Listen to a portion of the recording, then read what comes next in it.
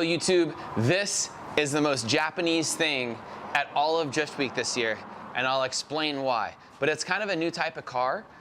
For the whole concept of like Drift Week, we have like Formula D cars that have done it, we have Pro-Am cars that have done it, we have like very stockish cars we've done it. We've had, you know, like basic E36s, we've had a Corolla with a Honda motor in it, swapped cars, very simple drivetrain cars. But never have we had a car that is almost completely like factory inside for all of the comfort of driving. And when I say it's the most Japanese car, I know it's a Mustang, but it's a stock motor almost. He does have a blower on it, but everything in the engine bay looks stock.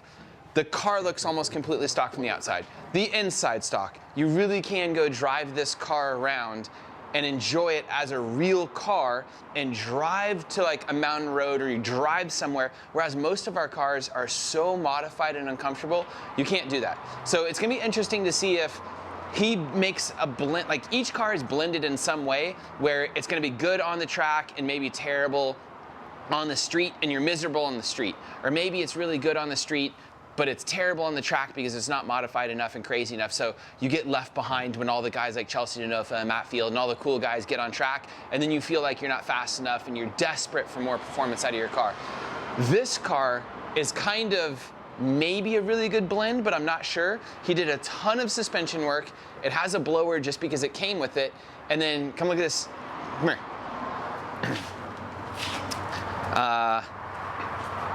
Engine bay just looks like an engine bay for a Mustang. This is aftermarket, but it does have a Ford tag on it. So maybe you could get this installed at the dealership, which maybe means, which I'm pretty sure you can get these installed at the dealership, which means it's basically a stock engine bay and just a ton of suspension on the car. And then if we come around here, oh, it's locked. Oh man. He has a key. If we come around here, can you see inside the car?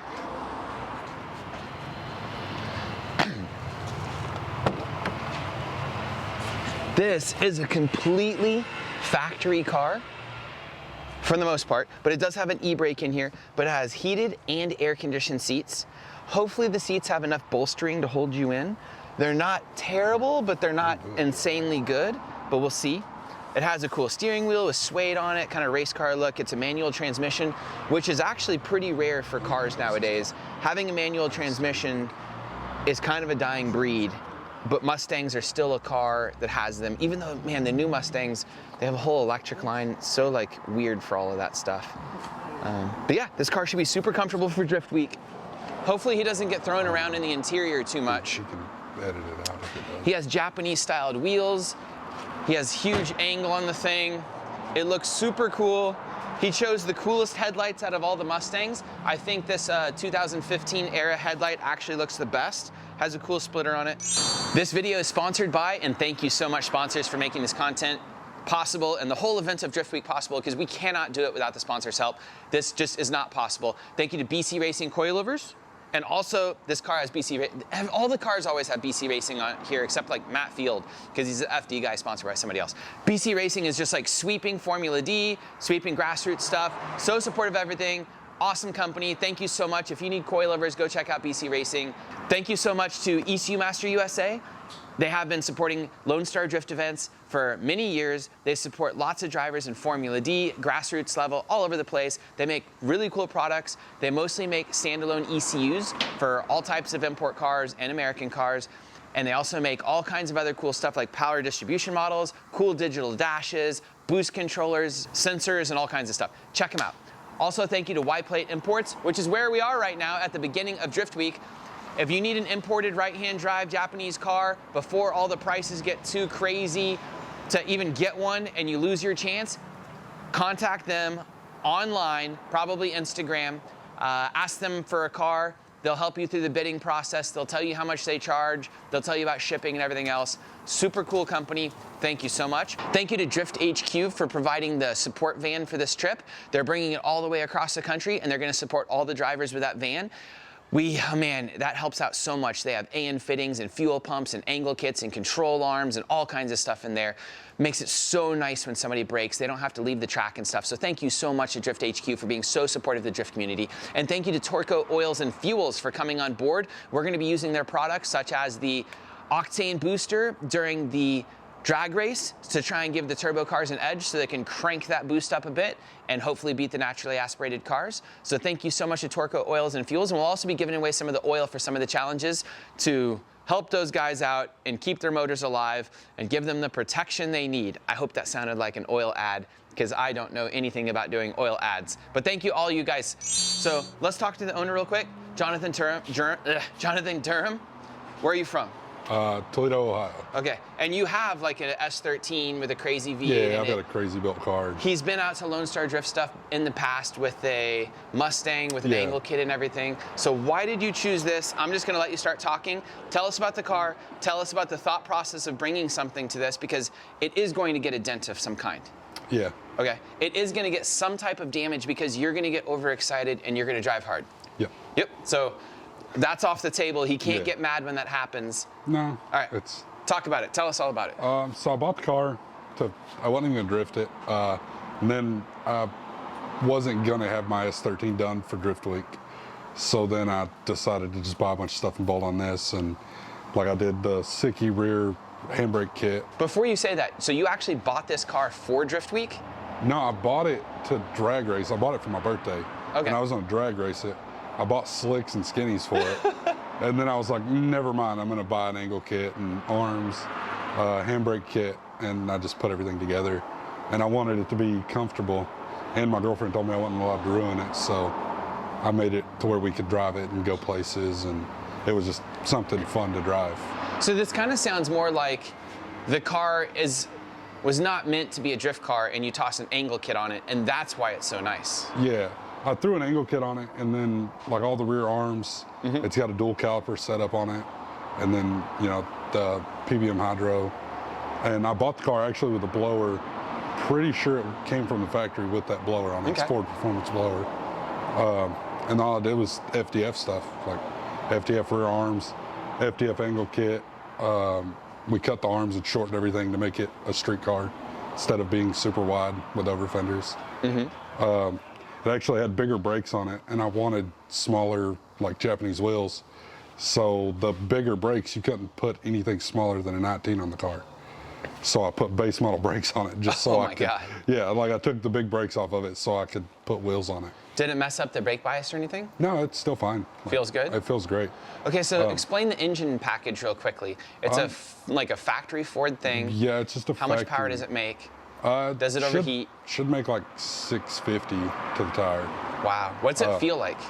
Like coming from an it, S13 with a V8 and stuff, is this nuts or is it like the same power to weight ratio? Feels like a rocket, like it's heavier, so it puts power down better. Like it spins, but it also pulls hard. It's got a lot more torque. It's instant power because it's got a supercharger. Other than that, it's basic, fun, and easy, reliable. So the reason why I pulled you out for an interview at the beginning of the trip is we get to do this interview again after all the damage and to see how you feel about it all. What is an acceptable, that was a Mustang, I'm sure. Oh God, That's I think your it was people. a Camaro. So what is an acceptable level of damage that you're willing to take? Because one of the cool things is you can get doors pretty easily for these things. You can get fenders, you can get everything. Yeah. Bumpers. Really, as long as the quarters are intact, like the rear quarters. Yeah. The rear quarters, if they're not beat all to hell, it's fine. So as long as nobody hits the rear quarters, you're good. Yeah. They make overs for these now. They do, but I don't want to put overs on my No. 60,000 mile car. Like it's still low miles, and I did it because it was reliable. Like, and if I do blow it up, I can go buy a factory 5-liter and put back in it. So what do you think about all the guys that are going to drive like in Kirky race seats? We had guys in metal Kirky race seats last one. I feel sorry for them because I'm gonna have my air conditioned seats on. And then if it gets cold, I'll turn my heated seats on. What's the biggest drawback of this car? I don't know yet. Can't be all good. I don't know yet. I haven't driven it enough. I'll let you know at the end of the trip. All right. What do you think is going to be the biggest drawback? And what's like the biggest plus? The biggest plus is it's comfortable to drive and it's fast. I think that's going to be a drawback too because it's so fast and we're doing a bunch of small kart tracks. So I think that's going to be an issue. And tire wear, like it's going to eat tires. So other than that, it'd be like if it was a factory 5-liter with no blower on it, it'd be perfect. But I think the extra 200 horsepower is going to be what makes the trip more expensive because. So in America, we've always I wouldn't say always, but most of us went like you and me and like did V8s and S chassis and cages, and we overly modified the cars where they had to be trailered. And they're not comfortable. And they're not comfortable. And it doesn't matter if you're just taking the car to a track day and all these type of things. But when I say this is like the most Japanese thing ever is because back in the day, people were driving very new S chassis and stuff. They were buying them with the purpose of going mountain drifting, with like it being their only car. They had to keep it running nicely. They had to keep it presentable. It couldn't be, a trailer queen. Yeah. Do you ever think about that? And like, was that something you wanted to do and that's why you are doing this? Or is it again just as dumb as like, I just had a Mustang and let's do an angle kit? Yeah, kind of like. Which I one is won't it? drive it to the track unless it's close, but I do have a trailer with a tire machine in it, so it's kind of cool to have that with me. And it'll go through so many tires, I can't haul enough tires to do a full track day with the car. So it'll always go to the track on a trailer. That's kind of an interesting thought. The Japanese and the Americans and like different countries, the difference in our builds, and I've known this and stuff, but just to say it out loud because I haven't said it in a while, is down to the fact that we have garages, we have trailers, we have like enclosed trailers, we have tire machines with us, big trucks. We have all this stuff we have trucks, so why not utilize them? There's no point to not utilize them, so even if you have a car like this, you're not going to drive it to the track. Yeah, so it doesn't matter. This is irrelevant to us. Except for it being on Drift Week, this car is completely irrelevant. Yeah. Yeah, and it's that's painful for me to think about. Right? I drive it, to go get dinner, go out places, and it's comfortable to drive, to go to car meets or whatever. It's not just a track car. I'm not going to jump in my S13 and start it and drive to my mailbox because it's so terrible to get in and out of. But this, you can jump in it and go 300 or 400 miles in a day, and it's a car. Well, I hope so because you're about to do it. Yeah, I'm getting ready to do it. Okay. I was actually going to drive it across country until you said something about the tire machine. Trailer, yeah. Yeah, I was going to get tires from Volino and drive the car out. And then you're like, oh, well, we can use your tire machine. I'm like, yes. Yeah. A little story. So for Drift Week, 3? Oh God, we're on 3. I'm bringing 4 2-car enclosed or yours is 1 car. Yeah, it's but 1 car. 4 enclosed trailers with trucks and stuff as support vehicles. I think we have a total of about 1,200 tires that we're dragging along with pit stops to pick them up and dispose of them. 4 tire machines, generator setups, compressors, everything to try and keep about 40 cars on track. So about 10 cars per support vehicle for all that stuff. So it kind of explains everything. But that's kind of irrelevant for this conversation. So what do you think about this? Was saying all this out loud, what are you going to drive more and drift more aggressively? Your S13, are you going to keep it? No, I'm going to sell the S13 more than likely. Really? I think Why? after... We just talked about the fact that you're still going to have to trailer it and all of these things. Why are you going to do a car so expensive? I've got more money in my S13 than I have in this. Oof. People probably, how much money do you have in your S13? Probably $45,000. Yeah, and this is cheaper? You've got to be 45 grand into this. No, I paid 29 for the car. It was 33 after taxes, and I've got about $4,000 in mods. So I've got $5,000 less in this car. Does that still hear you because you have the mic on? Oh, I know, but we can cut it. So does this? That's why I whispered. So, are you gonna get another one of these? I thought about selling the S13 and buying a V6. So just a V6. You don't even know how well this drives yet, though. Denofa and them drive them, and they're great. His Pennzoil car. Yeah. That car drives awesome. And Have you driven it? No, he drives it. Did you talk to him about it? Yeah. Well, just watching Doesn't videos. he still prefer to have school cars as E36s and stuff? Yeah, but he does that because they don't wear tires. They're lighter. They're easier to You're replace. like, I don't care about tire wear. Yeah, I don't give a shit. Okay. We're gonna. Fair enough. But I thought about selling the S13 and buying just a V6 car, putting a cage in it, and using it for like party events. Like if somebody runs into the side of it, who cares? Do a V8. Do a V8. Yeah, I mean, you're gonna miss the find power. You can't go from 600 horsepower to Well, V6 Mustang with like chopped off exhaust. There was a guy at the event I went and tested at on Saturday that had a V6 with a Pro Charger on it. He bought the car. It was a salvage title.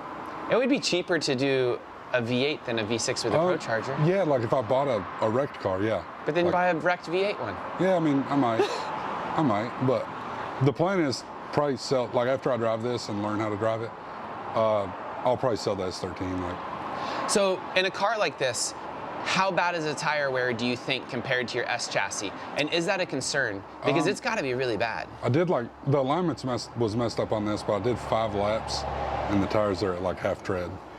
But I was also... Depends on the track and the surface. Yeah. That doesn't really count for I was everything. also like driving, trying to like learn the car and drive it as fast and hard as possible to figure it out faster. Well, I just wanted to look at this car in advance. I wanted to chat with him, see how willing he was to damage the car, see how he likes the car, see what modifications it is. What kind of coilovers does it have? It's got BC coilovers. Okay, and the angle kit? FDF. And it has arms all the way around in like the back and stuff? Yes, it's got everything FDF makes for the car except for the rear brake kit. It's a Sicky kit. And then it's got base model brakes, and then just stock interior with a handbrake. And the engine is as it would come. There's no cooling modifications. It's just as you got it from a Ford dealership. Yep, I actually bought it. Yeah, it was a Ford dealership. Did they warranty it like that? Yeah, you can order the car with that blower on it. Dang. Yeah, How much so extra is that blower? If you buy it aftermarket, I think it's like $7,000 for the kit. But you can finance it for an extra like 19% interest if you do it through the dealership. No, like you could order the cars. I think they were like 55 grand new That's crazy. with a blower on them. So it's just like a fully loaded car with 650 horsepower that you can jump in and drive. Yeah. And it was still cheaper than a Scat Pack or whatever Dodge makes. This is probably faster than the GT350s and cheaper by a lot. Yeah, I would say, I don't know, I haven't raced one, but it's fast. Oh no, the GT350s are no faster than a normal Coyote Mustang. Oh, okay. Yeah, and then this one, another thing about it is it was a performance pack car. So I had the bigger brakes on the front. It has a Torsen Ford Performance 373 diff in it. Oh, cool. So like the diff. That's what I had in mind. That was great.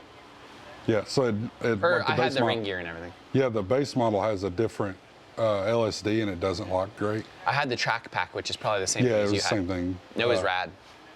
But I would go drive non-track pack cars, and they have like a 313 or something. yeah, 3 something. Honestly, the that's low, and it 313 would wasn't- be awesome in this car. Oh, because you got Because so it much makes torque. so much power. Yeah, but like it makes just the gears kind of long, and it doesn't let you like control wheel speed quite as much. Yeah, but like this one, you're always in 4th and 5th gear. Yeah. Yeah, I put it in 5th a lot. You're gonna break that 5th gear out of that transmission. They're not so strong. Yeah. Okay. Well, I think we're done. Unless there's anything else you want to say about don't run into me or I mean, don't if it hit happens, me. it happens. But like, Well, then he sounds good at to least go. be doing something cool. It's He gotta look sounds cool good on to camera go. if you're hitting me. That's an invitation. Don't. Yeah, like no, like don't like drive straight into the side of the car, but like But if somebody's somebody doing can do a something tire cool and mark, they hit it, yeah. Yeah, Chelsea's gonna be doing something cool if he does it. Like Awesome. if somebody hits me with the center of their car in the door, I would be mad. But if like they bump it with their tire or whatever. I think this whole thing is so interesting. I think it's so cool. We're in the golden era of drifting right now. And that you can still buy this and take it to the track and everything. I mean, like, of course you can still buy it and all that stuff. But I mean, like, they still make these manual transmission with V8. Is there any other car besides maybe the Camaro that's still manual transmission and V8? Challengers? Yeah, those don't count. But No one's gonna drift a Challenger. They're 4,200 pounds or something probably. this is like 35, so I mean. That's 700-pound difference. Yeah, Think true. about that. That's crazy.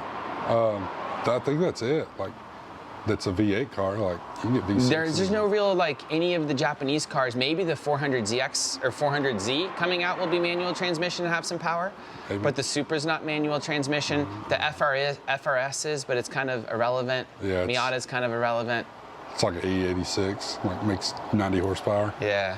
And then you got cars like this that are like affordable. Yeah. Because the weird thing is, like, before COVID and all the like prices went up, it's like the prices of used cars skyrocketed. This car was probably $25,000, and then the prices it went popped back up. Yeah. Yeah, I just bought 2 V8 Mustangs with like 50,000 miles on them, and I guess I shouldn't say how much, but they were cheap. Yeah. I mean, like, I sold them for 12 and 14, I think. Yeah. Or no, I don't know, something like that. And pretty cool. All right, we have more cars showing up. Okay, we're all done. Thank you so much, guys. I'm excited for Drift Week starting. Let's go drive. Hi, everybody. I want to say thank you for watching the video, and here is all the dates for Drift Week 3 out in the Pacific Northwest. We're going to be out on multiple, I think 4 public dates. You can probably see them over here. And we're going to be drifting, doing ride-alongs, entertaining you guys, driving across the country, having people walk behind me. I'll see you there. Bye.